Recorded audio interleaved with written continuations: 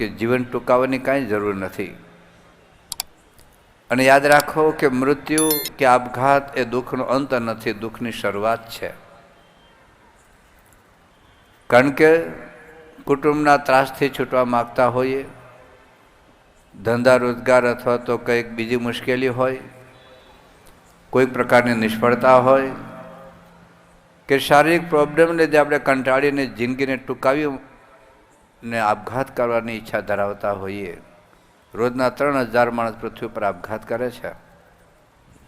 એમ માને છે કે આ દુઃખમાંથી છૂટ્યા. એવું નથી, દુઃખની શરૂઆત થાય છે. કારણ કે આપણે સૌ હિન્દુઓ એ પુનર્જન્મમાં માનીએ છીએ. વિશ્વના જે લોકો નહોતા માનતા એ લોકો આજે પુનર્જન્મમાં માનવા લાગ્યા છે. તો એટલું સમજીએ, આપણા ઋષિ મુનિઓએ જીવન ટૂંકાવવાની વાત નથી કરી, પૂર્ણ જીવન જીવવાનું. પણ એવું એક જ્ઞાન, ઈશાવાસ્ય ભાવના આપણે જીવનમાં જો દ્રઢ થાય તો જીવન અનંત દુઃખો, દર્દો અને ઝંઝાવાતોને વચ્ચે પણ આપણે હસતા રહી શકીશું, સુખ અને શાંતિનો અનુભવ કરી શકીશું. અને જીવન જીવવાનું છે કર્મ કરતા કરતા.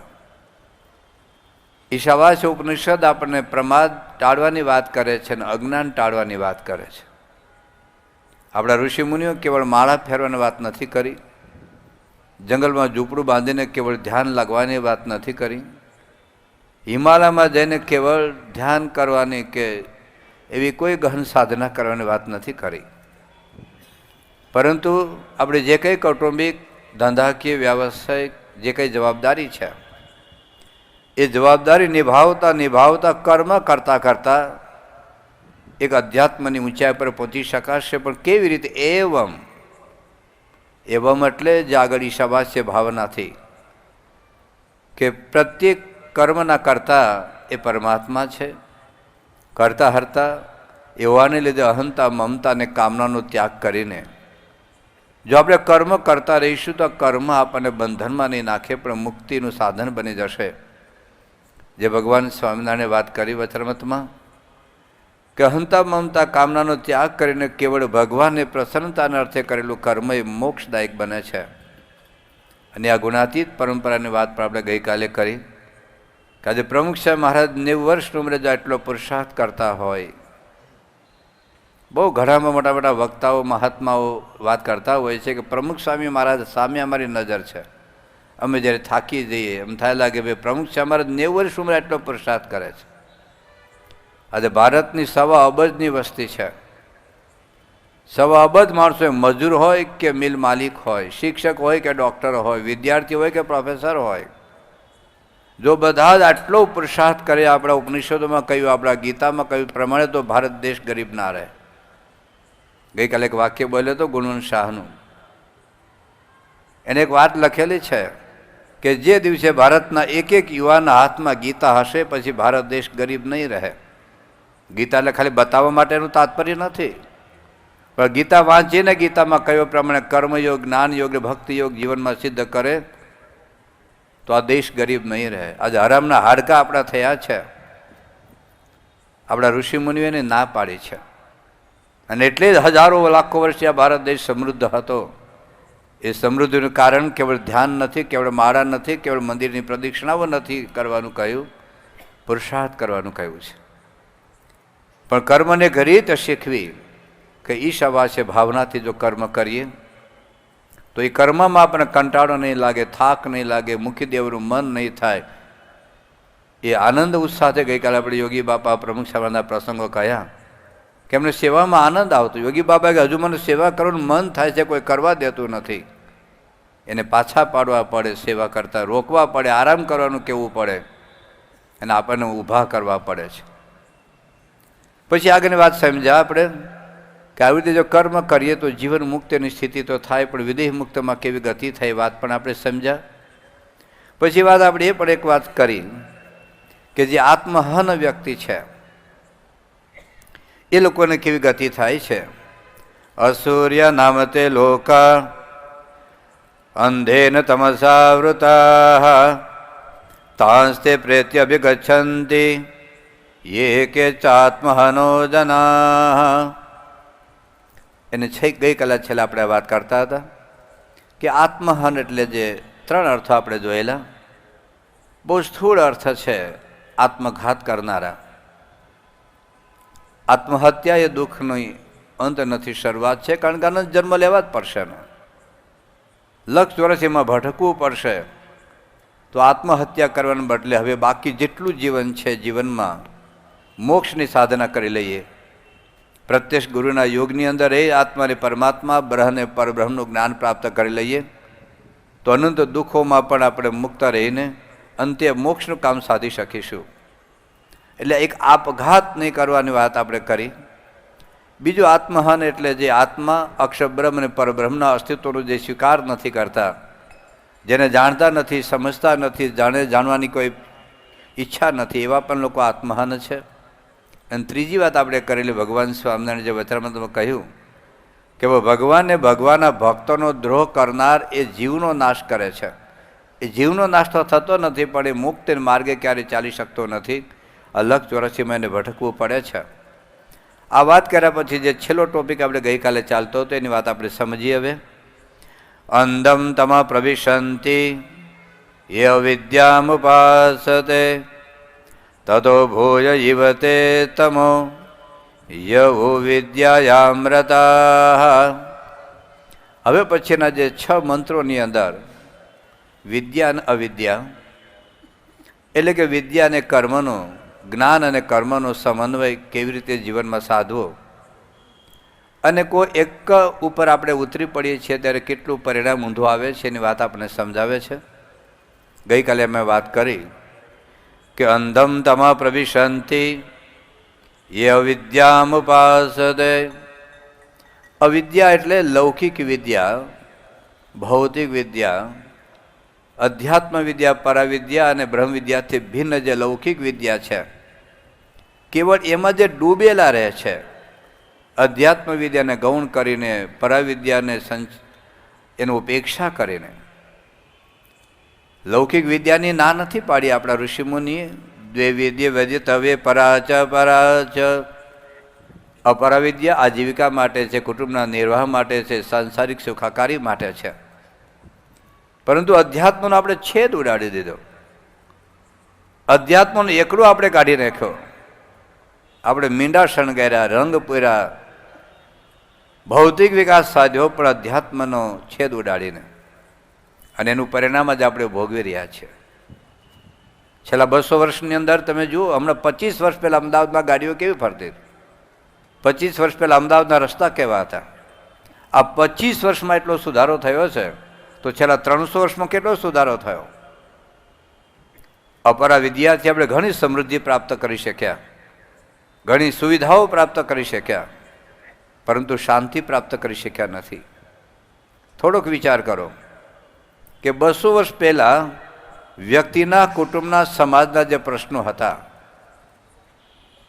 અને 200 વર્ષમાં આટલી સુવિધા, સગવડો, સાધનો વધ્યા તો પ્રશ્નો ઓછા થવા જોઈએ. અપરા વિદ્યાથી લાઇટ આપણા હાથમાં આવી, પ્રકાશ આપણા હાથમાં આવ્યો, અંધારી રાતને આપણે ધોળા દિવસમાં ફેરવી શક્યા તો પ્રશ્નો ઓછો થવો જોઈએ ને. પણ વિશ્વમાં જુઓ, ઇલેક્ટ્રિસિટીથી પ્રશ્નો ઓછા થયા. એકચ્યુઅલી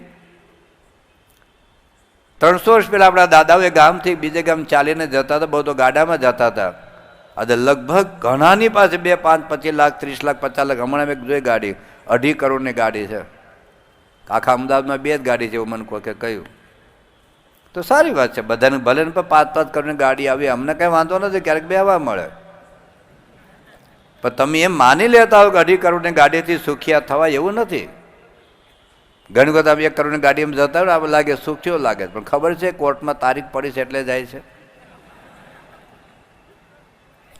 તો 200 વર્ષ પહેલાં ક્યાં મોબાઈલ હતા, ક્યાં ટીવી હતા, ક્યાં આજની જે વેફર મળતી હતી, ક્યાં આઈસ્ક્રીમ મળતા હતા, ક્યાં ખાવા પીવાના આટલી આધુનિક દુકાનો હતી, આટલા આધુનિક મનોરંજનના સાધનો હતા. તો અપરા વિદ્યાથી આપણે ઘણું બધું પ્રાપ્ત કરી શક્યા અને એનો ઋષિ મુનિએ ના નથી પાડી આપણને. પણ કેવળ એમાં ડૂબેલા રહ્યા અને પરિણામ આજે આપણે ભોગવી રહ્યા છીએ. વ્યક્તિના પ્રશ્નો, કુટુંબના કષ્ટ, કુટુંબ તો છિન્ન ભિન્ન થઈ રહ્યા, તૂટી ગયા બધા. અધ્યાત્મને છોડી દીધું એટલે અહીં કહ્યું કે જે કેવળ અવિદ્યામાં ડૂબેલા છે એ તો ઘોર અંધકારમાં જ એનો પ્રવેશ છે.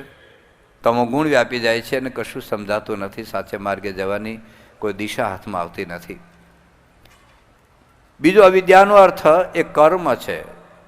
કેવળ કર્મમાં ડૂબેલા રહેલા, જ્ઞાનને કઈ વિચાર જ નથી કરતા કે હું કોણ છું, હું કોનો છું, આ જગત કોને બનાવ્યું છે, શા માટે બનાવ્યું છે, મને શાને માટે પૃથ્વી ઉપર મોકલ્યો છે, એ પરમાત્મા સાથે મારો કયો નાતો છે, એને મારા માટેની શું ઈચ્છા છે, હું કેવી રીતે વર્તું તો એ રાજી થાય.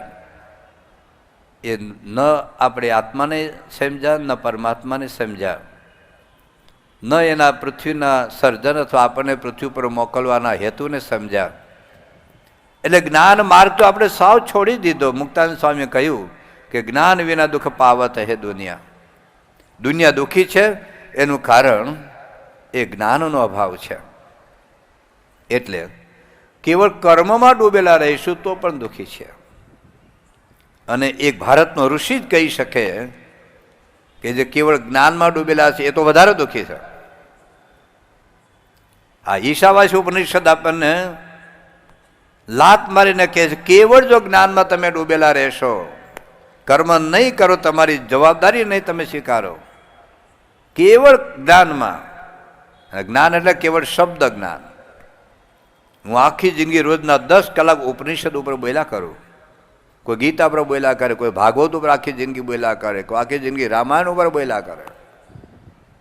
અને આપણે એને વિદ્વાનો માનીએ, કથાકારો માનીએ, પંડિતો માનીએ, જ્ઞાનીઓ માનીએ, પણ એ જીવનમાં જો આત્મસાત ન હોય તો એનો પોતાને અર્થ નથી ને બીજાને તો ઊંધારે વાડે ચડાવશે. ભગવાન સ્વામિનારાયણ બહુ અદભુત વાતો કરી છે કે જેને યથાર્થ અધ્યાત્મને અનુભૂતિ નથી એવા લોકો થકી ભાગવત અને ગીતા સાંભળો તો જીવનું કલ્યાણ ન થાય પણ મૂળગું ભૂંડું થાય. શું અનુભવ છે અને કેવી વિચિત્ર વાત તરફ આપણે લોકો દોરી જતા હોય છે. તમે જોજો કથાકારોના પ્રવચનો સાંભળો, ઘણી વખત આપણે સાંભળવાનો બહુ શોખ હોય છે. સાંભળ્યું એની ના નથી, પણ કોની કથા સાંભળવી, કોના પ્રવચનો સાંભળવા, થોડું વિચાર કરવો પડે.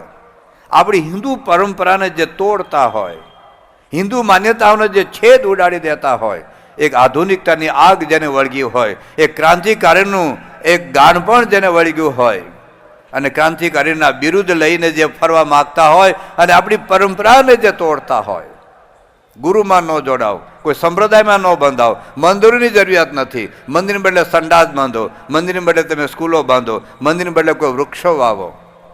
શું આ હિન્દુ પરંપરા છે? બધું ઉપવાસ કરવાની કઈ જરૂરિયાત જ નથી. લો, ભગવાન રામ પ્રગટ થયા, ભગવાન કૃષ્ણ પ્રગટ થયા, ત્યારે ઉપવાસ કરવાના હોય, ત્યારે તો જલસા માણવાના હોય. આપણો ઉતરતો ઢાળ છે. આપણે મંદિર જવું નથી ગમતું એટલે મંદિરનું ખંડન આપણને ગમશે. સંતોનો સમાગમ કરો નથી ગમતો એટલે આપણને સંતોનું ટીકા, સંતોની ખંડન આપણને ગમશે. ઉપવાસ કરવા નથી ગમતા એટલે આ બધું જ આપણને ગમવાનું છે. અને ગમતા લોકોને ઢાળ મળી જાય છે આવી કથાઓથી. એટલે મેં ગઈકાલે વાત કરેલી કે સિંહના રૂપમાં આવો તો તમે ભાગવાના, પણ સિંહ જ્યારે ગાયનું ચામડું ઓઢીને આવે ત્યારે તમે ચાંદલો કરવા જવાના, તમે ઘાસ આપવા જવાના અને સિંહ તમને ફાડી ખાશે. ઘણી વખત આવા કથાકારો, પ્રવચનકારો સાધુઓના કપડાની અંદર રાવણ ફરતા હોય છે દુનિયામાં, અને એનાથી આપણે બચવાની જરૂરિયાત છે. આપણી પરંપરાને તમે સમજો. કેવળ જ્ઞાન નહીં તમને સુખ આપે, પોતાને સંતોષ નહીં આપે તો તમને શું આપશે? તમે દુનિયામાં જો ભગવાન સ્વામીને વાત લખી છે કે કેવળ વેદ શાસ્ત્ર પુરાણના અર્થને જાણતો હોય, સમજતો હોય, સમજાવી શકતો હોય, પણ એ પ્રમાણે એનું વર્તન ન હોય, એનો આચાર ન હોય તો જિંદગીમાં એનો તો મોક્ષ નહીં થાય, એ કોઈનો મોક્ષ નહીં કરી શકે. વચરામૃત વાંચજો. પ્રથમનું 18મું વચરામૃત છે, પ્રથમનું 50મું વચરામૃત છે, વડતાલનું 11મું વચરામૃત છે. અને જે વિદ્વાનો છે એ તો પ્રગટ ભગવાનને ક્યારે ઓળખી શક્યા જ નથી. રાવણ ક્યાં ઓછો ભણેલો હતો? 4 વેદનો ભણેલો હતો, વેદો ઉપર ભાષ્ય એને લખેલું, પણ રામ ભગવાન ઓળખી શક્યા નથી, જે પેલી શબરી બાઈ ઓળખી ગઈ છે. ગોપીઓ શું ભણેલા શાસ્ત્રો, એ ગોપીઓ કૃષ્ણ ઓળખી ગઈ, બાકી ઋષિ મુનિઓને કૃષ્ણ ઓળખી શક્યા નથી. બહુ બુદ્ધિશાળીઓ હોય, બહુ જ્ઞાનીઓ હોય, એ તો સંતોના દ્રોહમાં જ પડતા હોય. એ બુદ્ધિનું બળ છે, થોડાક શબ્દ જ્ઞાનનું બળ છે. અને આવા સાચા સંતના એ દ્રોહોની અંદર જ પડતા હોય, એનું ખંડન ટીકા કરવામાં એને એક અંદરથી એક રસ આવતો હોય છે, અને એની પણ શાંતિ નહીં થાય. નારદજીની શાંતિ નથી થાય. એટલા શાસ્ત્રો ભણ્યા છતાંય ઘણા લોકો એવું કહેતા હોય છે કે અમે કંઈ ખોટું કરતા નથી, અમે દારૂ નથી પીતા, માંસ નથી કરતા, બીડી નથી પીતા, તમાકુ નથી કરતા, ગુટકા નથી ખાતા, પિક્ચરો નથી જોતા, ચાલો કોઈ અનિતિ નથી કરતા, અમે એક લાંચ એક રૂપિયો લીધો નથી, અમે કોઈ ખોટું કર્મ કર્યું નથી, ખોટું ઓપરેશન કર્યું નથી, ખોટી દવા લીધી નથી, અમને જેટલો પગાર મળે છે એટલો પ્રામાણિકતાથી અમે આ ફરજ બજાવીએ છીએ, અમારા કુટુંબની જવાબદારી બજાવીએ છીએ, એક પતિ અને એક પત્ની સાથે પવિત્ર જીવન જીવીએ છીએ, અમે અમારા મા બાપની સેવા કરીએ છીએ. હવે અમારે મંદિર જવાની શું જરૂર છે? હવે અમારે ભક્તિ કરવાની શું જરૂર છે? હવે અમે આત્મા પરમાત્મા જ્ઞાનની શું જરૂર છે? બસ સમાજ સેવા એ જ પ્રભુ સેવા, જન સેવા એ જ પ્રભુ સેવા. આ પણ એક ડાપણ છે, એ પણ એક અવિદ્યા છે. ગઈકાલે આપણે મુંડક ઉપનિષદની વાત કરી રહી, અને કોઈને શાંતિ નથી. પૂછ્યા ને, કોઈને શાંતિ ન થઈ. એટલે તમે દારૂ નથી પીતા, વાત બરાબર છે, પણ જીવવા માટે પાણી તો પીવું જ પડશે ને. તમે માંસ નથી ખાતા, વાત બરાબર, પણ જીવવા માટે રોટલા તો ખાવા જ પડશે ને. તો તમે ખોટું નથી કરતા, સારી બાબત છે, પણ અંદરના કામ ક્રોધાદિક સ્વભાવો દોષો ટાળવાના છે. અને અધ્યાત્મ વિદ્યા વગર, બ્રહ્મ વિદ્યા વગર, પરાવિદ્યા વગર, આત્મા અને પરમાત્માના જ્ઞાન વગર જિંદગીમાં ક્યારેય સમાધાન થવાનું છે જ નહીં. અને જ્યાં સુધી એ સ્વભાવનું સમાધાન નહીં થાય ત્યાં સુધી કોઈ યુગમાં કોઈ મનુષ્ય ક્યારેય સુખી ન થવાનું, ક્યારેય નહીં થાય. તમે કિડનીમાં પથરી હલે ને, પછી 5 કરોડના બૂટ પહેરો, લાખ રૂપિયાના મોજા પહેરો, 6 લાખના ચશ્મા હોય, 2 કરોડનો મોબાઈલ હોય, શું તમને શાંતિ થશે? જ્યાં સુધી કિડનીમાં પથરી હલે, તમને હિમાલય પર્વત નહીં નડે, ગિરનાર પર્વત નહીં નડે, અહીં રોડ ઉપર ઘણા પથરા નહીં નડે, આટલી પથરી તમને નડશે અને છઠ્ઠીનું ધાવણ યાદ કરાવી દેશે. એ પછી રાષ્ટ્રપતિ હોય કે વડાપ્રધાન હોય કે મુખ્યમંત્રી હોય, અબજોપતિ હોય કે તમે ચંદ્ર પર જાઓ, એ પથરી આપણી ભેગી છે. અને પથરી હલે તો દુઃખ સિવાય કંઈ નથી. તો પથરી નથી, આ તો સ્વભાવો છે. ગિરનાર જેટલો કામ છે, લોકાલોક પર્વત જેટલી વાસના છે, મેરુ પર્વત જેટલું માન છે. અને જ્યાં સુધી સ્વભાવ નહીં ટળે ત્યાં સુધી દુનિયામાં ક્યારેય કોઈને શાંતિ નથી થઈ. અને સ્વભાવ કેવળ એ કબૂતરાને ખાલી ઝાડ રાખવાથી નહીં થાય, એ ગાયોને ઘાસ ખવડાવતી બધું સારું છે. એ સ્કૂલ બાંધી દીધી, એ હોસ્પિટલ બાંધી દીધી, ગરીબોને દાન આપી દીધું, ગાયને રોટલો ખવડાવી દીધો, બધું જ બરાબર છે, કશાનો નિષેધ નથી. પણ સમજવું જોઈએ કે કંઈક જુદું પણ છે. કેટલુંક જીવનો ઉપયોગી છે, કેટલુંક જીવનમાં આવશ્યક છે, કેટલુંક જીવનમાં અનિવાર્ય છે. જેમ બટેટાનું શાક હોય ને, બટેટાના શાકમાં ધાણા ઉપયોગી છે, બટેટાના શાકમાં મીઠું આવશ્યક છે, પણ બટેટા અનિવાર્ય છે. બટેટા વગર બટેટાનું શાક થાય જ નહીં, થાય જ નહીં. કોઈ બનાવી દે તો આપણે 10 લાખ રૂપિયા અપાવવા. હું રાખતો નથી, પણ એટલી લાગવગ ચાલે આપણી. બટેટા વગર બટેટાનું શાક બનાવો, ચાલો. બટેટા વગર રીંગણાનું શાક બને, દૂધીનું શાક બને, બટેટા વગર બટેટાનું શાક બને જ નહીં. એમ અધ્યાત્મ જ્ઞાન વગર, બ્રહ્મ વિદ્યા વગર, પરાવિદ્યા વગર શાંતિ છે જ નહીં, છે જ નહીં.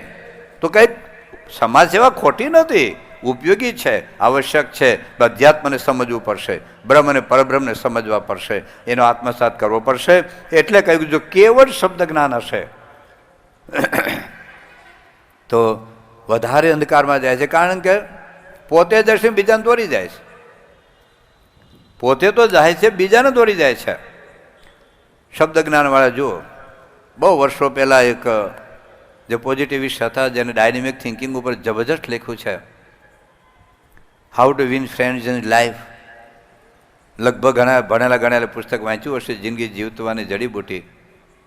દુનિયાના કરોડોની સંખ્યામાં પુસ્તકો વેચાણે છે વિશ્વની ભાષાઓમાં. સ્ટોપ વરિંગ સ્ટાર્ટ લિવિંગ, કેટલા સરસ ટાઇટલ લાગે. Stop worrying start living, but he committed suicide. Dale Carnegie, એને 18મે મળેથી પડીને આપઘાત કર્યો. હું તમને શાંતિ આપે બોલો? એક પુસ્તક લખાયું છે, men are from Mars and women are from Venus. પુરુષો છે ને એ મંગળ ઉપરથી આવ્યા છે અને સ્ત્રીઓ શુક્ર ઉપરથી આવી છે. લેવલ જ જુદું છે. એકબીજાને સમજો તો કુટુંબમાં સંપ રહેશે, આવી એક વાત છે એમાં. અને વર્ષો પહેલાંના થોડાક વર્ષ 60 લાખ કોપી વેચાણી, કે જેથી કરીને છૂટાછેડા ન થાય, કંઈક સમાધાન થાય, એકબીજાને સમજી શકે. પણ જાણો, એને જે પોતે જોન ગ્રે નામના લેખક છે, એને 3 વખત તો છૂટાછેડા લીધા, અને ચોથી સાથે રહે છે. આવું સત્ય ઘટના કહું છું. વોર એન્ડ પીસ ઉપર જેને પુસ્તક લખ્યું વિશ્વમાં શાંતિ સ્થાપવા માટે, લિયો ટોલ્સ્ટોયને પોતાની પત્ની સાથેનો એટલો પ્રોબ્લેમ હતા કે 82 વર્ષ ઉંમરે ઘેરથી ભાગ્યા અને પછી રજડી મૃત્યુ પામ્યા. દુનિયામાં યુદ્ધને બદલે શાંતિ સ્થાપવાની વાત કરનાર પોતાના કુટુંબમાં શાંતિ સ્થાપી શકતા હોતા નથી. સી એન્ડ ઓલ્ડ મેન નામનું એક પુસ્તક જેના આધારે નોબેલ પ્રાઇઝ મળ્યું અર્નેસ્ટ હેમિંગ્સવેને, કે સમુદ્રના ભયંકર તોફાનમાં એક વૃદ્ધ માણસ કેવી રીતે મનોબળથી ટકી શકે, પણ એને પોતે આપઘાત કર્યો, ગોળીબાર કરી. ત્યાં આપણા ઋષિમુનિઓ આગળ આવી જાય છે. બસ એ આવું કંઈ બૌદ્ધિક તર્કથી બહુ વાતો નથી કરતા હોતા, પણ જીવનમાં આત્મસાત હોય છે, જીવનના ઝંઝાવાતોમાં સ્થિર હોય છે. તો અહીંયા એ વાત સમજ્યા આપણે કે કેવળ કર્મ કે કેવળ શબ્દ જ્ઞાન એ આપણને સાચે માર્ગે નહીં વાળે, પણ આપણને વધારે દુઃખી કરશે. એટલે હવે શું કરવાનું કહે છે? અન્ય દેવ આહુર વિદ્યયા અન્યદાહુર અવિદ્યયા ઇતિ સુષુમધિરાણામ એ નસ્તદ વિચચક્ષિરે. કેવળ શબ્દ જ્ઞાન, જેને આપણે નિર્બીજ જ્ઞાન કહીએ, કઈ ઉપાસના નહીં, કોઈ ભક્તિ નહીં, કોઈ જીવનમાં આચાર અને વિચાર નહીં, બસ ખાલી અનેક ધંધો છે કથા. અને આ ધંધો હારા મારા છે, ખોટ જાય નહીં, દિવાળું ફૂકવું પડે નહીં, કોઈ મંદી આવે નહીં. તેમ જોજો કરોડો અબજોપતિ થઈ ગયા કથાકારો. ધંધો કરવા જેવો ખરો, પાર્ટનર દગો દે નહીં, બોલો હારામ હારું. એમ લોકો પગે લાગે, બાકી તમે છોકરે તમને પગે લાગવાનું નથી. એને આવડેના ધંધો કરવા જેવો ખરો.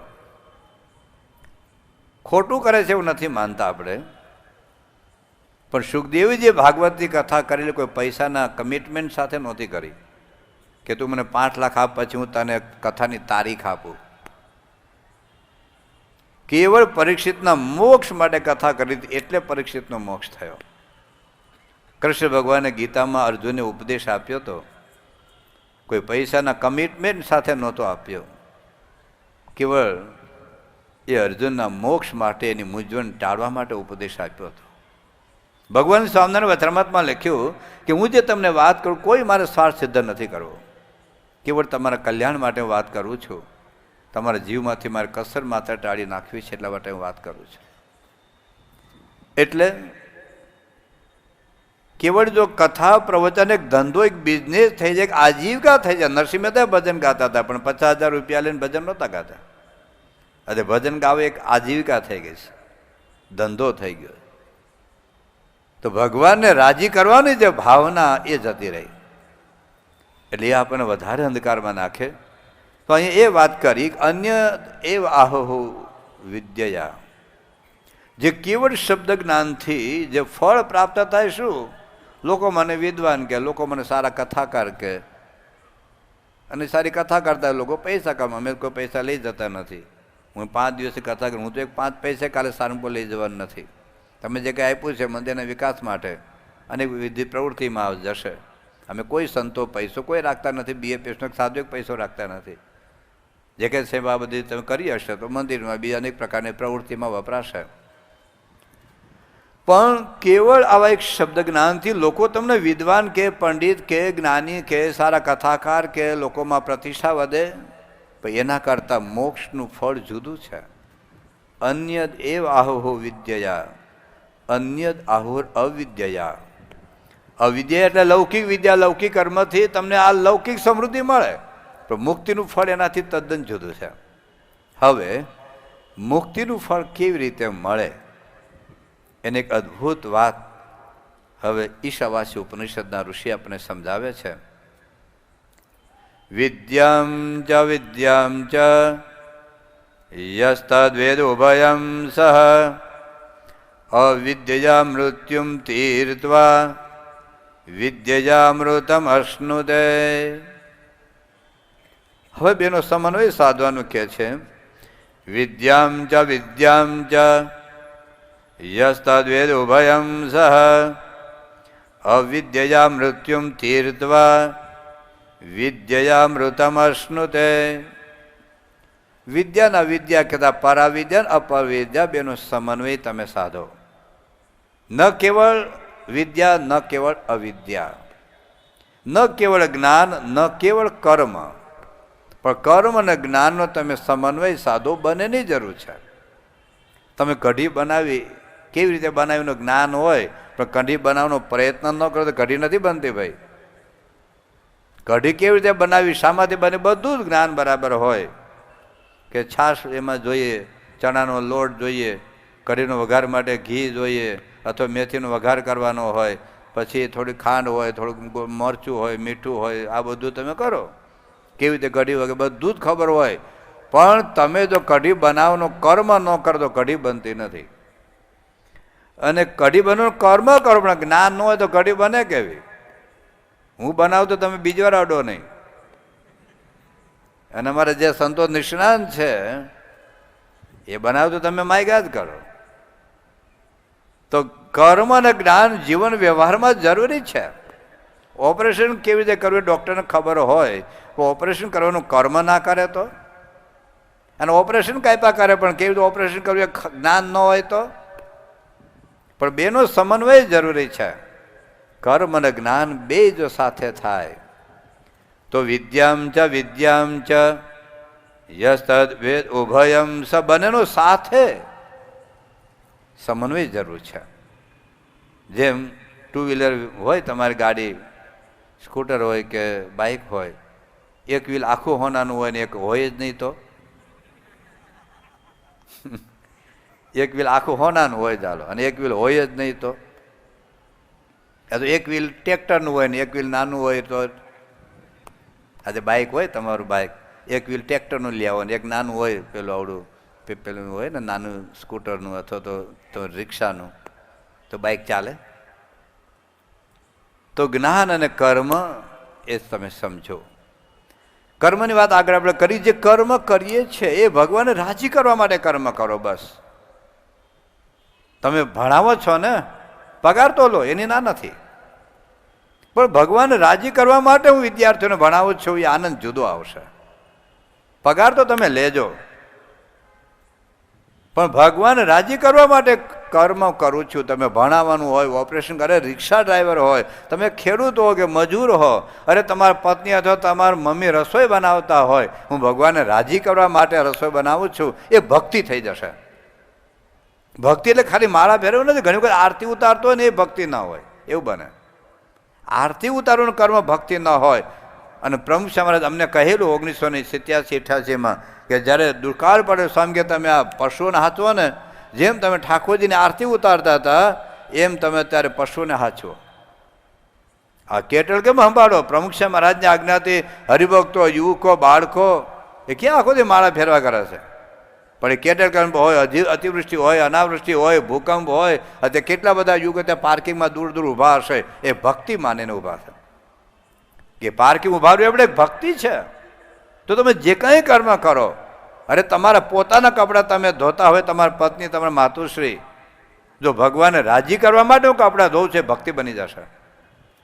ગોરો કુંભાર એ માટલા ઘડતો ઘડતો એ સ્થિતિને પામી શક્યો છે.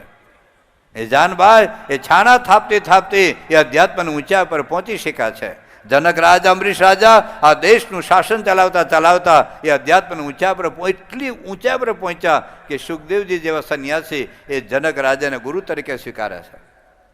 ભગવાન સ્વામિનારાયણ વખતમાં પર્વતભાઈ ને ગોરધનભાઈ, પર્વતભાઈ ખેડૂત હતા, ગોરધનભાઈ વેપારી હતા, દાદા ખાચર એ રાજ્ય ચલાવતા હતા, પણ એક અધ્યાત્મનો ઓપ સાથે આપી દીધો કે જે કર્મ કરું છું એ ભગવાનને રાજી કરવા માટે કરું છું. અને આ જો વિચાર હશે ને તો પછી દૂધમાં ભેળસેળ નહીં થાય. દૂધમાં ભેળસેળ કરવાથી રાજી થાય? બિનજરૂરી એક ટેબ્લેટ આપવાથી ભગવાન રાજી થાય? બિનજરૂરી હું એને ટેસ્ટ કરાવવાનું કહું, બ્લડ ટેસ્ટ કે MRI ટેસ્ટ, કારણ કે બધા સાથે કનેક્શન હોય છે લોકોને, એ ભગવાન રાજી થાય? લાંચ લેવામાં ભગવાન રાજી થાય? હું સરકારનો 25,000નો પગાર લઈ અને છોકરાઓને ના ભણાવું તો એ ભગવાન રાજી થાય? એક ભગવાન રાજી કરવાનો વિચાર એ આપણા જીવનનું પ્રત્યેક કર્મની ક્વોલિટી બદલી નાખશે, એની ક્વોન્ટિટી બદલી નાખશે. અને પછી તમને થાક નહીં લાગે. કેમ પ્રમુખ થાક નથી લાગતો? 90 વર્ષની ઉંમરે યોગી બાબાને કેમ થાક નથી લાગતો? આ કમાણી છે, ભગવાનને રાજી કરવાની કમાણી. જો વિદ્યાર્થીઓ વિચાર રાખે ને, ભલે 90% સંકલ્પ તો રાખે, પણ મારે ભગવાનને રાજી કરવા માટે ભણવું છે, તો પરીક્ષાના છેલ્લા દિવસોમાં નહીં વાંચે. જે દિવસે કોલેજ શરૂ થશે એ જ દિવસથી વાંચશે. પછી મા બાપને કહેવું નહીં પડે કે બેટા વાંચ, IPL વાળો કોઈ તારી જિંદગી નહીં બદલાય. આ લાખો કરોડો વિદ્યાર્થીઓ જિંદગી બગાડી નાખે છે IPL પાછળ, ક્રિકેટ પાછળ. પૂછો તમારા વિદ્યાર્થીઓને. 10માં 90% આવે, 12માં 40% આવે. કેમ? IPL, ભારત પાકિસ્તાનની મેચ. એ લોકોનો કરોડ રૂપિયા મળે, તમને કોઈ પાંચું આપતું નથી. ખબર છે મને? હમણાં ભારત વર્લ્ડ કપ જીતા, એ લોકોને 2 કરોડ મળ્યા. તમને કોઈ ચોકલેટ મોકલી કોઈ જે ક્રિકેટરે? તો why are wasting your time. કેટલા આ દેશના અબજો માનવ કલાક બગાડે છે ક્રિકેટ પાછળ. તમે રમો ક્રિકેટ, હું ક્રિકેટનો દુશ્મન નથી, રોજ 2 કલાક ક્રિકેટ રમો, પણ શાના માટે ખોટા માટે આપણે ટાઈમ બગાડીએ છીએ? પણ જો ભગવાનને રાજી કરવાનો વિચાર આવશે, મા બાપને આટલી મોંઘી સ્કૂલમાં ભણાવે, આટલા મોંઘા ટ્યુશન આપે, અને આપણે નાપાસ થઈને ઊભા રહીએ, અને ભણતા ભણતા SMS ચાલતા હોય, હાવ આર યુ ને આઈ લવ યુ. હું બાપનું કપાળ ભણવાનો છે? એ રાત્રે 1:30 વાગ્યા સુધી વાતો ચાલે. તમને બધે દાદાને ખબર નહીં હોય, આ જોવાની તો જુદી માટીના છે. અત્યારે રાત્રે 1:30 2 વાગ્યા સુધી મીઠી મીઠી વાતો ચાલે, હાલડા સંભળાય. એક છોકરો આવ્યો હતો અમદાવાદથી, હમણાં સારંગપુરમાં. એને 10 ગર્લફ્રેન્ડ છે, 10મું ધોરણ ભણતો હતો. રાત્રે 2:30 વાગ્યા સુધી ફોનમાં વાત કરે, 2:30 વાગ્યા સુધી. એને મમ્મી પપ્પાને એવું લાગશે મારો દીકરો હૂતો છે, તપાસ કરજો. એને 10માં 45% આવ્યા. શું ભણવાના છે લોકો? પણ જો ભગવાનને રાજી કરવાનો વિચાર હશે ને, તો એ ભણતરે ભક્તિ બની જશે. પ્રત્યેક કર્મ ભક્તિ, એટલે તમારી દુકાને ભક્તિનું કર્મ બની જાય, રસોઈ રાંધવાનું કર્મ એ ભક્તિ બની જાય, પ્રત્યેક કર્મ ભક્તિ બની જશે. તો એ જે ભગવાનને રાજી કરવાના વિચારથી જો કર્મ કરશો, એ કર્મ આપણે મૃત્યુથી પાર લઈ જશે. અને વિદ્યા એટલે કેવળ શબ્દ જ્ઞાન નહીં. ભગવાન સ્વામિનારાયણ વચરામૃત લોયા 7માં લખ્યું છે કે જ્ઞાનની વ્યાખ્યા એને આપી છે. જ્ઞાન એટલે કેવળ શાસ્ત્રે કરીને જાણવું એ જ્ઞાન નથી, પણ ઇન્દ્રિયો, અંતઃકરણ અને જીવ તદાર્શિત અનુભવ જ્ઞાન એ જ્ઞાન છે. એટલે આત્મા, અક્ષર અને પુરુષોત્તમ બ્રહ્મ અને પરબ્રહ્મનું યથાર્થ જ્ઞાન, અનુભૂતિ સહિતનું એ જે જ્ઞાન, ઉપાસના સહિતનું જ્ઞાન, એ આચાર સહિતનું જ્ઞાન. ખાલી જ્ઞાન નહીં, જીવનમાં કંઈ હોય નહીં ઠેકાણું, તો લોકોને છેતરાશે, લોકો છેતરાઈ જશે, પણ પોતાને શાંતિ નહીં થાય. લાખો લોકોને ભેગા કરી શકશે, પોતાના પ્રશ્નો જ રહેવાના જ છે. દુનિયાને હસાવનાર પોતે હસી શક્યા નથી. જોક્સ બોલનારને પૂછી આવજો. હા તો ઓલી જોક્સ અમને આમ કેસેટ આવશે તો રેકોર્ડેડ, એમાં ખોટા લોકોને હસાવે. ખબર? એ હસવાને તો રેકોર્ડેડ હોય બધું, એ બધું મિક્સ કરી દે. એમ લાગે હું બધાને બહુ હસાવું છું, પણ તું ક્યાં હસે છે ઘરમાં? પૂછજો ને તારી પત્નીને, પૂછો છે એના દીકરા દીકરીને કે ઘરમાં હસે છે, બધાને રડે છે, રોવરાવે છે. એટલે હવે ઉપનિષદ આપણને બહુ સીધી વાત કરી દીધી કે તમે જે કર્મ કરો છો, ખેતીનું, ધંધોનો, વેપારનું, નોકરીનું, ઊંચકો રિક્ષા ડ્રાઈવર પણ અધ્યાત્મના ઊંચા પર પહોંચી શકે, કલેક્ટર પણ ઊંચા પર પહોંચી શકે, મુખ્યમંત્રી પહોંચી શકે, કોઈ મિનિસ્ટ્રી પહોંચી શકે. આને કોઈ નિશ્ચય તો છે જ નહીં. ચૂંટણી હમણાં લડજો, જેને મુખ્યમંત્રી થવું હોય કે વડાપ્રધાન થવું હોય, લડો ચૂંટણી, પણ દારૂ પાઈને મત ના લેશો તો ભગવાન રાજી નહીં થાય. આ બધા જે જનક રાજા બધા દારૂ પાઈ પણ બધા થયા હતા રાજા, અને કૌભાંડો કરવા માટે રાજા હતા. હું બાપનું કપાળ થવાના સુખ્યા. આ જન્મે મર્સિડીઝમાં ફરે, પ્લેનમાં ફરે, હેલિકોપ્ટરમાં ફરે, આવતા જન્મે ક્યાં ફરશે? પૂછજો જો. એટલે જે કંઈ કરીએ છે, જો ભગવાને રાજી કરવાનો વિચાર, એક ખોટું કર્મ નહીં થાય. આ તમારા દીકરીને કહી શકો ને, પછી બેંગ્લોર મોકલજો, બેંગ્લોર મોકલો, દિલ્હી મોકલો, કલકત્તા મોકલો, અમેરિકા કે લંડન, ઓસ્ટ્રેલિયા કે ન્યુઝીલેન્ડ, તમારો દીકરી આઘા પાછા નહીં થાય. બાકી આઘા પાછા થયા વગર નહીં રહે. હું છેલ્લી વાત કરીશ થોડાક મિનિટ. તો વિદ્યા અને અવિદ્યાનો સમન્વય આપણે સાધીએ, કર્મની સાથે સાથે ભક્તિનું તત્વ ઉમેરીએ. કારણ કે શું કે વર્ક ઇઝ વર્કશીપ, એ પાછા દોડાયા એવા હોય પાછા, ભાઈ મારું કર્મ જ ભક્તિ, એવું નથી. કર્મ ભક્તિ તો થશે પેલા આ ભક્તિ કરશો તો. રોજ સવારમાં પૂજા કરો, બસ ભગવાન સાથે જોડાઓ. It's not wastage of time. આપણે સંડાસ જે વેસ્ટેજ ઓફ ટાઈમ છે, સવારે નાવે વેસ્ટેજ ઓફ ટાઈમ છે, દાઢી કરવા અડધો કલાક બગાડો સર ટાઈમ છે વેસ્ટેજો. તો ભગવાન સાથે કેમ જોડાતા નથી? સવારમાં એક ચાનો કપ બપોર સુધી કરંટ આપે છે, તો રોજ 15 મિનિટ 20 મિનિટ પૂજા કરો ને, અને પૂજામાં પ્રાર્થના કરો કે આજે આખો દિવસ હે ભગવાન તું રાજી થાય એવું મારું કર્મ બને. એ શિક્ષકનું હોય, એ ડૉક્ટરનું હોય, એન્જિનિયરનું હોય, પ્રોફેસરનું હોય, વકીલનું હોય, કે રિક્ષા ડ્રાઈવરનું હોય, કે મજૂરીનું હોય, કે કોઈ ઘરના રસોઈ રાંધતા હોય, વાસણ ટકતા હોય, કપડાં ધોવું, આજે મને એવી શક્તિ આપો, એવી બુદ્ધિ આપો, મારા પર એવી કૃપા કરો, આપ રાજી થા એવું મારું કર્મ બને. રોજ પ્રાર્થના કરો, રોજ પૂજા કરો આવવાના પોરમાં, તો ભગવાનનો રાજી થશે. અને થોડુંક આત્માને જાણવાનો વિચાર રાખો. આ દેહ આપણે નથી, દેહથી જુદું આપણે આત્મા છીએ. એ આત્માને બ્રહ્મરૂપ કરવાનો છે, તો અક્ષર બ્રહ્મને જાણો. એ અક્ષરરૂપ થઈને જે પરબ્રહ્મની ભક્તિ ઉપાસના કરવાની છે. એટલે કે ઈશાવાસ્ય ભાવનાની વાત આપણે આગલા દિવસોમાં સમજ્યા છે. એ જ ભગવાન કરતા હરતા છે. એ મારા દ્વારા બોલાવે છે, મારા દ્વારા કામ કરાવે છે. એને મારે રાજી કરવા માટે કર્મ કરું છું. તો આવું કર્મ, આવું જ્ઞાન એ પછી મોક્ષદાયક બને છે. વાત સમજાવી કે વિદ્યામ ચ યસ્તદ્વેદ ઉભયમ સહ અવિદ્યયા મૃત્યુમ તીર્થવા વિદ્યયા અમૃતમ અશ્નુતે. આ 184માંથી બહાર નીકળીને જન્મ મરણના મૃત્યુથી તરીને અમૃતમ અશ્નુતે, પછી અનંતકાળ સુધી, શાશ્વત કાળ સુધી ભગવાન અક્ષરધામમાં બિરાજમાન છે.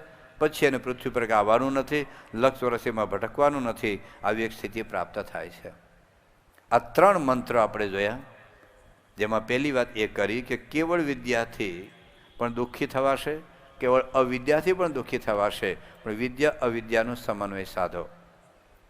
આ જ જ્ઞાન, આ જ હકીકત બીજા 3 મંત્રોથી ઈશાવાસ્ય ઉપનિષદ સમજાવે છે, જેનું તાત્પર્ય એક જ છે, ખાલી શબ્દો જુદા છે. આપણે વાંચી લઈએ. અંધમ તમ પ્રવિશંતિ યે અસંભૂતિમ ઉપાસતે તદો ભૂય જીવતે તમો ય ઉસંભૂત્યામ્રતા. અહીં અસંભૂતિ એટલે કર્મ, સંભૂતિ એટલે સદા ભવતી, સંભૂત એટલે જ્ઞાન. કેવળ જ્ઞાનમાં ડૂબેલા તો વધુ અંધકારમાં જાય છે, કેવળ કર્મમાં ડૂબેલા એ અંધકારમાં જાય છે. જે આગળ વિદ્યા અવિદ્યા શબ્દ મૂકેલા, અહીંયા સંભૂતિ અને અસંભૂતિ શબ્દ મૂકેલા છે, પણ તાત્પર્ય સરખું છે. અન્યદેવ આહો સંભવાત અન્યદ આહો અસંભવાત ઇતિ સુષુમધિરાણામ યેનસ્તદ્વિચક્ષિરે. કેવળ સંભવાત, કેવળ શબ્દ જ્ઞાનથી મુક્તિરૂપ ફળ જુદું છે.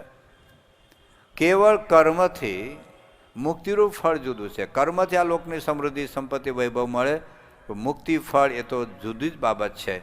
એ કેવી રીતે મળે તેની વાત કરી. સંભૂતિમ જ વિનાશમ જ યસ્તદ્વેદ ઉભયમ સહ વિનાશેન મૃત્યુમ તીર્થવા સંભૂત્યા અમૃતમ અશ્નુતે.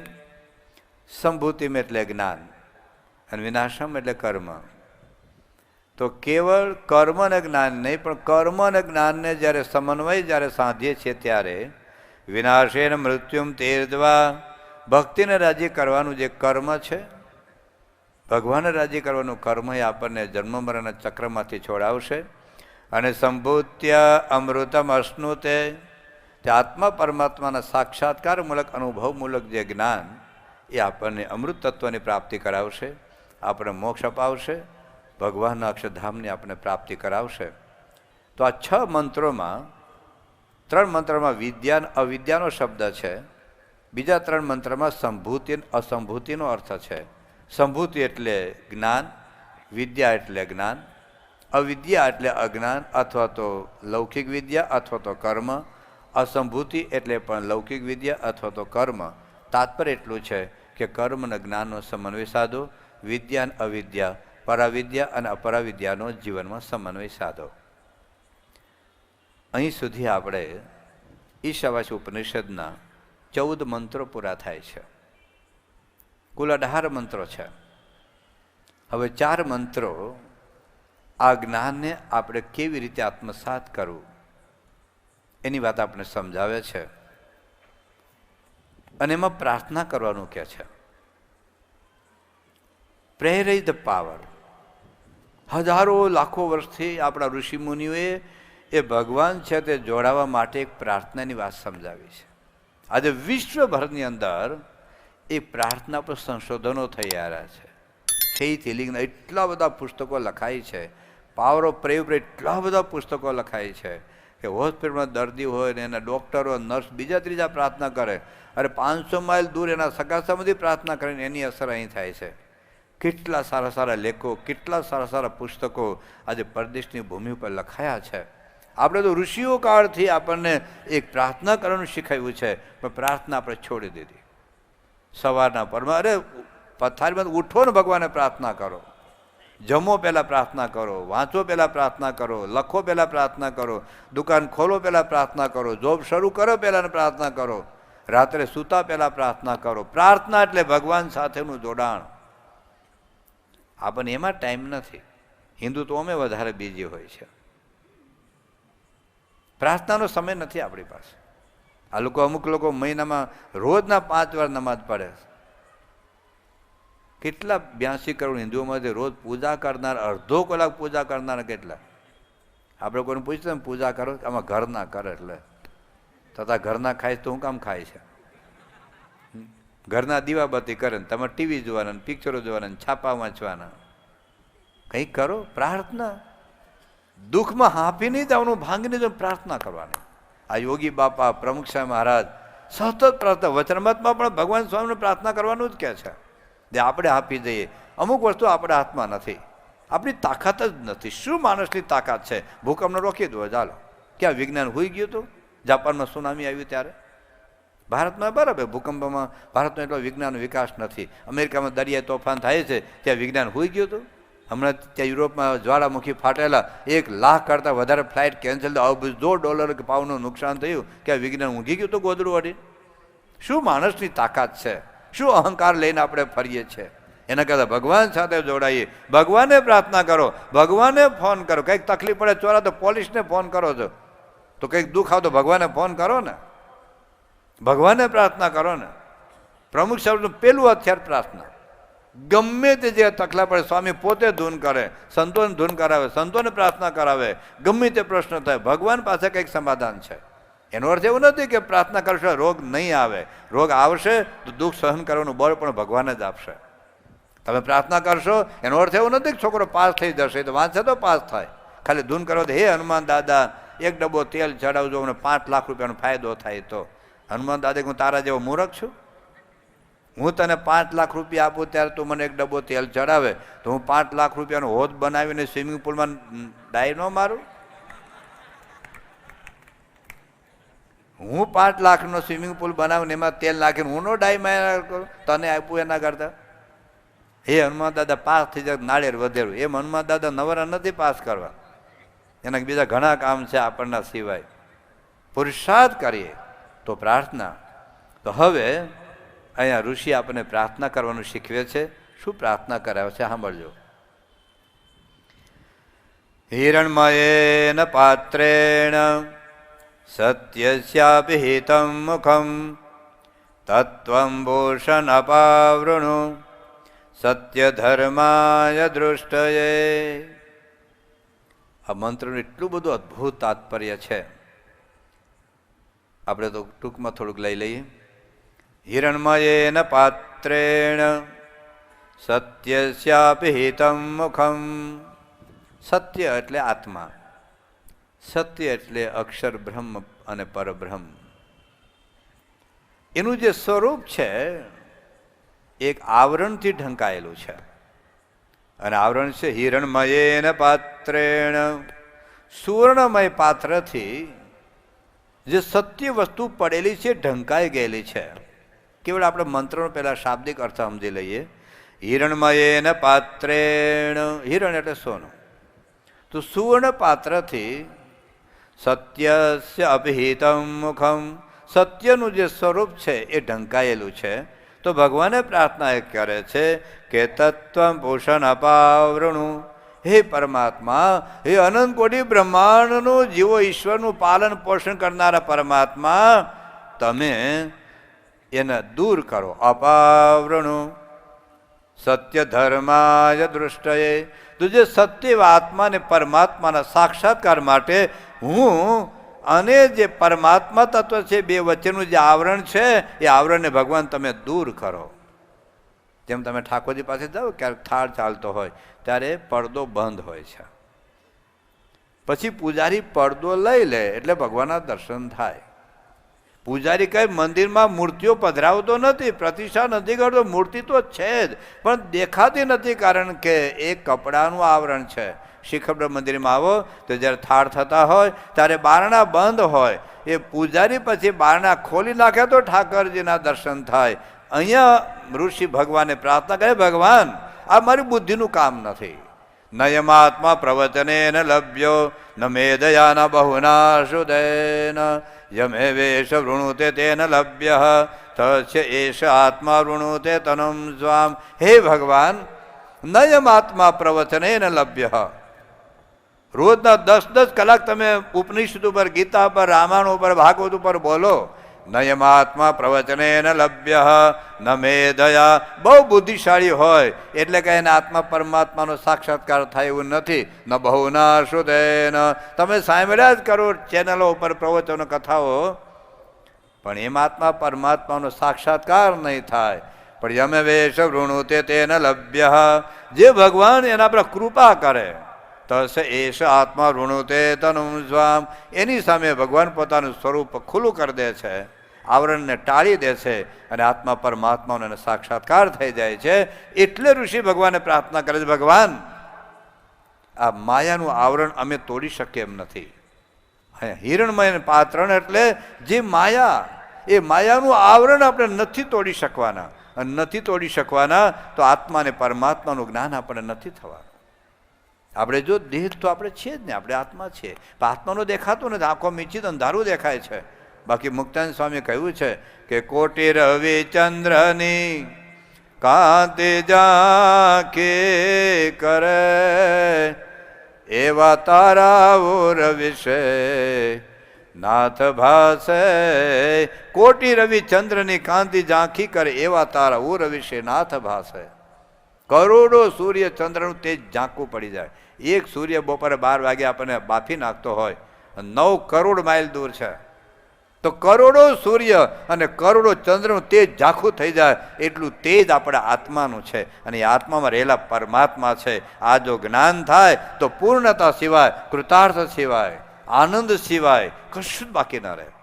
આનંદના સમુદ્રમાં તમે ઝૂલતા રહો. જે યોગી બાબા, પ્રમુખ સાહેબ મહારાજ, ભગતજી મહારાજ, આવા અનેક ભક્તો જે આનંદમાં ગરકાવ હતા, એવા ગરકાવ હું ને તમે રહી શકીએ. એનું જ્ઞાન થાય તો. થોડાક વર્ષો પહેલા આ દુબઈ, અબુધાબી, બેરીને બધા શેખ લોકો છે ને, ગધેડા ઉપર આટા મારતા, ઊંટિયા ઉપર આટા મારતા બાળકો. પણ એને ખબર પડી કે જમીન નીચે પેટ્રોલ છે, ડીઝલ છે, તો આજે અબજોપતિ થઈ ગયા. એમ સુખનો ખજાનો આપણી અંદર છલકાય છે અને આપણે બહાર રખડીએ છીએ. તારું સુખ તું જ ને શોધે અને સુખને શોધવા માટે આપણે બહાર રખડીએ છીએ. પણ કેમ નથી મળતું? આવરણ છે, માયાનું આવરણ છે. એટલે અંદરનો તેજ, અંદરનો પ્રકાશ, અંદરનું સુખ, અંદરની શાંતિ, અંદરનો આનંદ આપણે નથી અનુભવી શકતા. અને એ ઋષિ મુનિ સ્વીકારે છે કે ભગવાન અમારા તપથી આવરણ તૂટેવું નથી. રાફડાઓ થઈ ગયા ઋષિ મુનિઓના. નથી કામ ટેવડો, નથી ક્રોધ ટેવડો, નથી લોભ ટેવડો, નથી ઈર્ષા ટળી. કેવળ તપથી આ કામ નહીં થાય, કેવળ ધ્યાનથી આ કામ નહીં થાય, કેવળ યોગથી આ કામ નહીં થાય.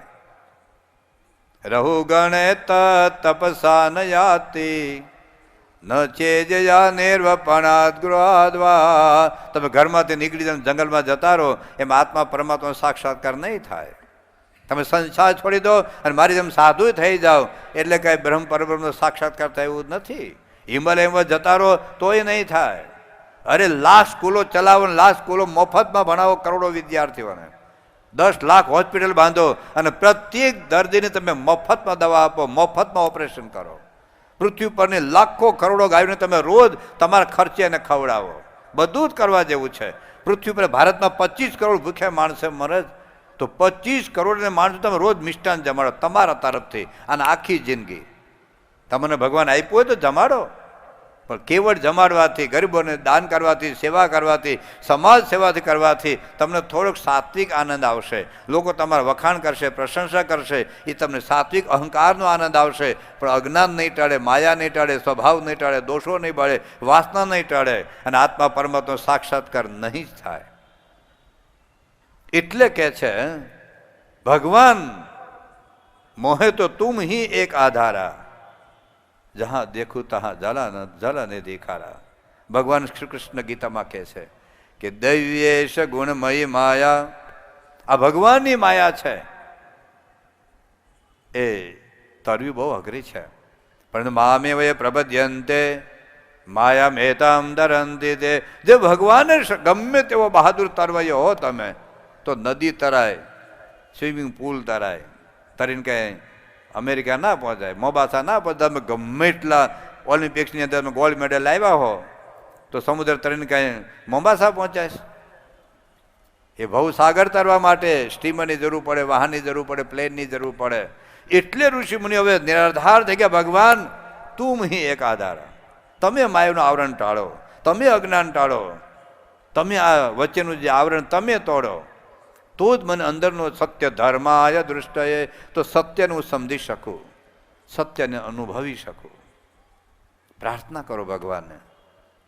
હવે એક બહુ અદ્ભુત રહસ્ય સમજાયું છે આમાં. હિરણમય એને પાત્રેણ સત્યસ્યાપી હિતમ મુખમ. હિરણમય એટલે જેમાં આપણી આસક્તિ છે, જેમાં આપણે બંધાયેલા છીએ, જે આકર્ષક વસ્તુ છે. હિરણ એટલે તો સોનું થાય છે, પણ સત્તા, સંપત્તિ અને સુંદરી, કનક, કામિની અને કીર્તિ, એને લીધે સત્ય છે ને દબાઈ જાય છે. હવે તમે પ્રેક્ટિકલ લાઈફ ઉપર જુઓ, જે ખરેખર લાયક હોય, ખરેખર એ પોષ માટે યોગ્ય હોય, પણ એ બિચારો 2 લાખ રૂપિયા લાંચ નથી આપી શકતો, સત્ય દબાઈ ગયું. અને જે બિલકુલ નાલાયક છે, જેની પાસે 5 લાખ રૂપિયાની લાંચ આપવાની તાકાત છે, એ પોસ્ટ ઉપર આવી જાય છે. સત્ય દબાઈ ગયું. શેનાથી? પૈસાથી, લાંચથી. તમે જોજો આવે હવે આખા સમાજમાં તમે જુઓ, સત્ય દબાઈ જાય છે. નાશ નથી પામતો, યાદ રાખજો. અંતે તો સત્યમેવ જયતે, પણ દબાઈ તો જાય. જેમ સૂર્ય પણ વાદળાથી તો ઢંકાઈ જાય છે. સૂર્ય નાશ નથી પામતો વાદળાથી, પણ વાદળાથી સૂર્ય ઢંકાઈ તો જાય છે. એમ ક્યારેક આ હિરણમય અને પાત્રેણ, આ લાંચથી, રૂશ્વતથી, ભ્રષ્ટાચારથી સત્ય દબાઈ જાય છે. સત્ય સિદ્ધાંત દબાઈ જાય છે. તમે જોજો તમારો યુવાન દીકરો મા બાપની લાગણીને લાત મારશે. એક છોકરી મને આકર્ષણ થયું, મા બાપની ઈચ્છાથી મારા દીકરાને ધામધૂમથી વરનો બાપ થઈને, વરની મા થઈને ધામધૂમથી લગ્ન કરું. એ સત્યને દબાવી દીધું એક વ્યક્તિને આકર્ષણ થઈ, અને ગમે તે કોર્ટમાં લઈને મફલુસ સાથે લગ્ન કરીને ભાગી જાય છે. જ્યાં લાગણીને વશ થઈને જો આપણે કોઈ પણ નિર્ણય કરીશું, તો સત્ય દબાઈ જશે. સત્યના સિદ્ધાંત સાથે જો આપણે નિર્ણય લઈશું, તો જીવનમાં આપણે સુખી થઈશું. પણ એ સત્યને પકડવા માટે, સત્ય નહીં પકડાય. હું શું ક્યાં ખોટું કરું? હમણાં એક છોકરો આવ્યો સારંગપુરમાં, એને પપ્પા લઈને આવ્યા. એને એક વિધર્મી છોકરી સાથે એને LOVE હતું. બસ મારી એને લગ્ન કરવા. બહુ સમજાવ્યું. મેં કીધું તું સમજ તો ખરો યાર, હિન્દુ છોકરીઓ પૃથ્વી પરથી વાઇપ આઉટ થઈ ગઈ છે. પૃથ્વી પર કોઈ હિન્દુ છોકરીઓ છે જ નહીં. તું તારા મા બાપને એકનો એક છોકરો તો વિચાર તો કરે, તારા ઘરમાં કોઈ વિધર્મી છોકરી અને એ હિન્દુ નહીં થાય, તને હિન્દુ નહીં રહેવા દે, તને હિન્દુ નહીં રહેવા દે, યાદ રાખજે. તારા મા બાપનું શું? પણ કે સ્વામી, મારે એ છોકરી સાથે 3 વર્ષથી LOVE છે. મેં કે તારા મા બાપને 25 વર્ષથી લવ છે, ભાન પડે છે તને? એ છોકરીના 3 વર્ષના પ્રેમને તારે સ્વીકારીને તારા મા બાપના 25 વર્ષના લવને લાત મારવી છે? તારા મા બાપે તને જન્મ આપ્યો છે, પાળી પોષીને તને મોટો કર્યો છે, તને ભણાવ્યો છે. કેટલી ઉમેદ છે તારા મા બાપની, કેટલા તારા ગુના માફ કર્યા છે, કેટલી ભૂલો માફ કરી છે બેટા. રાતોને રાત તારે માટે જગ્યા છે, અને એક છોકરીના એક પ્રેમને ખાતર સત્યને દબાવી દેવું છે, સિદ્ધાંતને દબાવી દેવો છે, તો યાદ રાખજે કે મા બાપને દુઃખી કરીને તમે જિંદગીમાં ક્યારેય સુખી નહીં થાવ. હું તમને બધાને કહું છું, મા બાપને દુઃખી કરીને તો જિંદગીમાં ક્યારેય સુખી નહીં થાવ. હા, મા બાપને દુઃખી કરીને તમે મર્સિડીઝ કારવાળા થઈ જશો, 2 કરોડની કારવાળા થઈ જશો, 50 કરોડના બંગલાવાળા થઈ જશો, અરે 2 લાખના મોબાઈલવાળા થઈ શકશો, 5-5 લાખ રૂપિયાના લેપટોપવાળા થઈ શકશો, પણ જિંદગીમાં સુખ અને શાંતિનો અનુભવ નહીં કરી શકશો મા બાપને દુઃખી કરીને. હા, હું એ પણ સમજુ છું કે મા બાપ તો હાખડા નથી રહેતા, મને ખબર છે, મા બાપના પ્રશ્નો મને ખબર છે, પણ એક દીકરા તરીકે, દીકરાને વહુ તરીકે, દીકરી તરીકે મા બાપની ભૂલો માફ કરવી જ એ આપણી જવાબદારી છે. આપણી કેટલી ભૂલો એને માફ કરી છે, કેટલી ભૂલો મા બાપે આપણી માફ કરી છે. એક ડોકી મરડી નાખ્યું ને આપણે મારી નાખ્યા તો ક્યાં જીવતા રહેવાના હતા? તો મા બાપની ભૂલો માફ કરી આપણી જવાબદારી છે. સત્યને દબાવી ન દેશો. કંઈક આકર્ષણ લીધે, એ એક બીડીના આકર્ષણ લીધે પોતાની જિંદગીની કેરિયર બગાડી નાખ્યું છે. એ છોકરાની આકર્ષણમાં, આ ટીવીનું આકર્ષણ, ક્રિકેટનું આકર્ષણ, આ વિદ્યાર્થીઓને ભાન પડે છે. 1 લાખ રૂપિયાની સ્કૂલમાં તમને એડમિશન આપ્યું છે, 50-60 હજાર રૂપિયાના ટ્યુશન આપ્યા છે, અને ક્રિકેટની પાસે તમારી જિંદગીના કેરિયર બગાડી નાખો છો. તો સત્યને દબાવી દીધું ને એ ક્રિકેટના આકર્ષણમાં. એટલે સત્ય દબાઈ જાય છે. જ્યાં આપણે કોઈ પણ વસ્તુમાં આકર્ષણ થાય, બીડીમાં, તમાકુમાં, ગુટકામાં, એ આકર્ષણ છે આપણા મનનું આકર્ષણ. માયા એટલે કોઈ બીજી માયા બીજી કઈ આવવાની છે? આ જ માયા છે. ભગવાન સ્વામિનારાયણ લખ્યું છે માયાની વ્યાખ્યા કે ભગવાન ભજતા જે આડું આવે એ માયા, ભગવાન આજ્ઞા આપણે પાડતા જે આડું આવે એ માયા, બધી જ માયા છે. અને એ માયા આપણાથી નહીં છૂટે. એક બીડી નથી છૂટતી તો સંસાર કેવી રીતે છૂટે? એટલે ભગવાનને પ્રાર્થના કરે છે કે ભગવાન, અમે સત્યને ક્યારે ન ભૂલીએ, અમે સત્યનો સાક્ષાત્કાર કરી શકીએ, પણ એ સાક્ષાત્કાર કરવા માટે વચ્ચે માયા નડે છે, એ માયાનું આવરણ તમે તોડો. પ્રાર્થના તો કરો, હું મારા મા બાપને સમજી શકું, બસ હું મા બાપની સેવા કરું. અહીંનો એક પ્રસંગ છે, અમદાવાદનો જ એક પ્રસંગ. અમદાવાદનો પ્રસંગ અમદાવાદનો ન કહેવો જોઈએ, કદાચ સભામાં બેઠા હોય, પણ શું પ્રશ્ન છે, મારે અમદાવાદની સભામાં નથી કહેવો, પણ જે ભયંકર દુઃખી હોય, એક મા બાપને વૃદ્ધાશ્રમની અંદર ફેંકવા માટે એક ફૂટપાથ ઉપર રાત્રે સૂતા હતા, પડ્યા હતા, રાત્રે 11:30 વાગે, અને સામે આપણે હરિભક્તનું ઘર, રાત્રે 11:30 વાગે રડતા હતા. આવ્યા ને પૂછ્યું, ભાઈ શું છે? કે બસ મોત માગીએ છે. કેમ? મારો એકનો એક દીકરો, લાખોપતિ મારો દીકરો, 10-15 લાખની ગાર, રાત્રે અહીંયા આવીને મૂકી ગયો. રાત્રે બધું દબાણથી બધું વીલ કરાવી દીધું, લખાવડાવી દીધું, સહી કરાવી દીધી, મિલકત મારા નામે, એના નામે કરાવી દીધી, અને મને મૂકી ગયા કે હાજે ફૂટપાથ જતા રહો એ વૃદ્ધાશ્રમમાં. લાખોપતિ એકનો એક છોકરો મા બાપને ફૂટપાથ ઉપર મૂકી આવે રાત્રે. હું નથી કહેતો મા બાપની ભૂલ નહીં હોય, પણ આટલી કડક સજા મા બાપને, શું એ માનો છે કે ભવિષ્યમાં છોકરો સુખી થશે? માતૃ દેવો ભવ, પિતૃ દેવો ભવની ભાવનાઓ એ આપણા હિન્દુએ, ઋષિ મુનિએ આપણે ધવરાવી છે, આપણા લોહીના કણ કણમાં નાખી છે. આપણે ભૂલી ગયા છીએ. મેં તમને વાત કરી હતી પહેલા દિવસે, 4 વ્યક્તિ આપઘાત કરેલો, જેને છોકરાનો પગાર વર્ષ 20 લાખ રૂપિયા હતો, જે પૂનામાં પતિ એટલે મા બાપ, દીકરો, 2 દીકરા. કારણ એટલું જ હતું, એના દીકરાને લગ્ન થયા, મોટા દીકરા જેને 20 લાખ રૂપિયા પગાર હતો. મહિના પછી પેલી છોકરી કે આપણે નોખા થઈ જઈએ. કે કેમ? બસ કે આપણી સ્વતંત્રતા. હું છોકરો, ભાઈ મારા મા બાપ એજ્યુકેટેડ છે, તું જીન્સના પેન્ટ પહેરીને મારા મા બાપને વાંધો નથી, તું નોકરી કરવા જાવ મારા મા બાપને વાંધો, તું નોકરી કરીને આવ મારા મમ્મી રસોઈ કરી દેશે, શાકભાજી સુધારી દેશે, કપડાં ધોઈને ઘર સાફ કરી નાખે છે, તારે નોખું કામ થવું છે?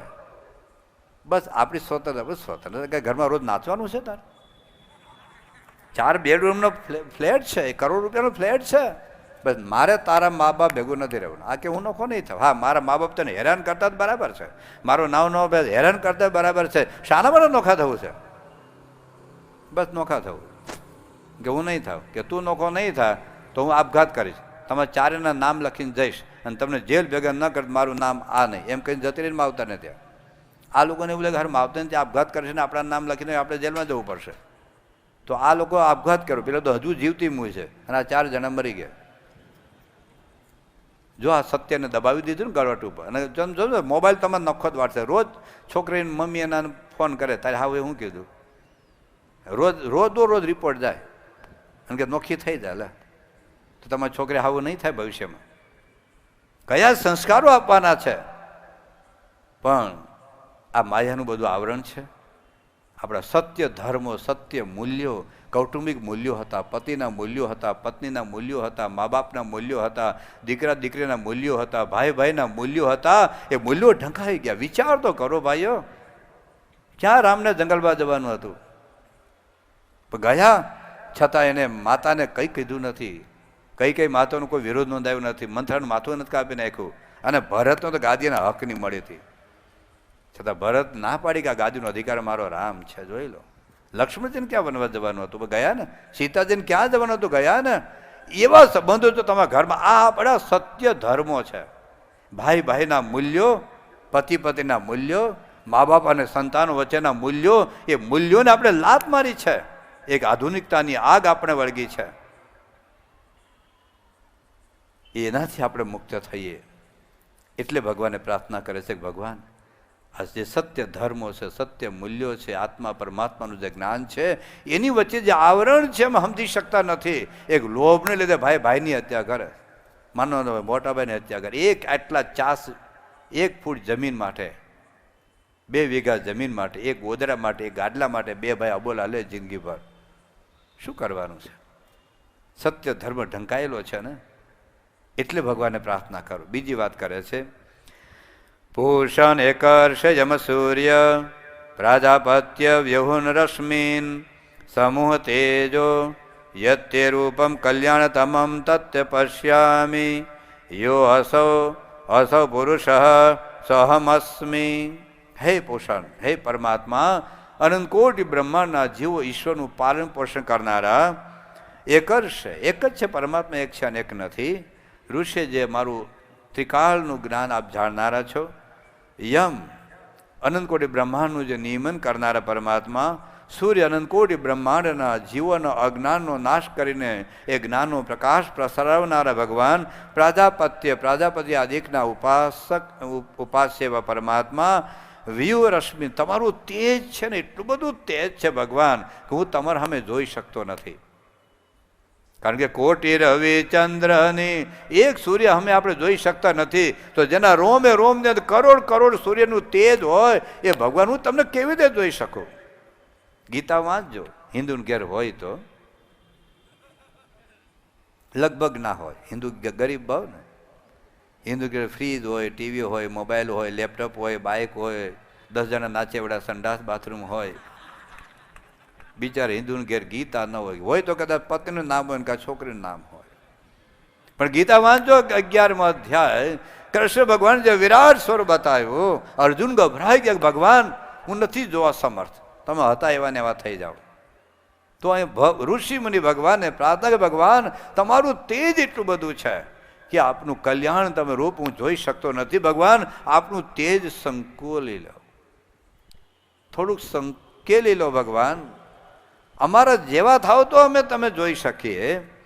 તો વ્યુહ રશ્મિન સમૂહ તેજો, આપનું તેજ થોડુંક સંકોચ કરો. યત્તે રૂપમ કલ્યાણ તમમ તત્તે પશ્યામી, એને લીધે ભગવાન તમારું જે કલ્યાણમય જે રૂપ છે એ હું આપનું જોઈ શકું. અને એ જોવા માટે એક બ્રાહ્મી સ્થિતિની જરૂરિયાત છે. બ્રહ્મરૂપ થયા વગર એ પરમાત્માનો અનુભવ નહીં કરી શકીએ. દેહ ભાવમાં પરમાત્માને કેવી રીતે આપણે પામી શકીશું?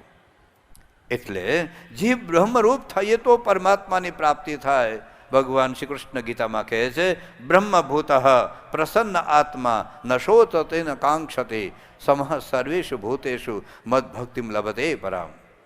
તો પરમાત્માનો અનુભવ કરવા માટે બ્રહ્મરૂપ થવું પડે. તો હે ભગવાન, જે પરબ્રહ્મની બાજુમાં આપણું અક્ષર બ્રહ્મ ઊભું છે, બ્રહ્મ અને પરબ્રહ્મ, જેમ રાધા અને કૃષ્ણ, જેમ સીતા અને રામ, જેમ લક્ષ્મી અને નારાયણ, જેમ નર અને નારાયણ.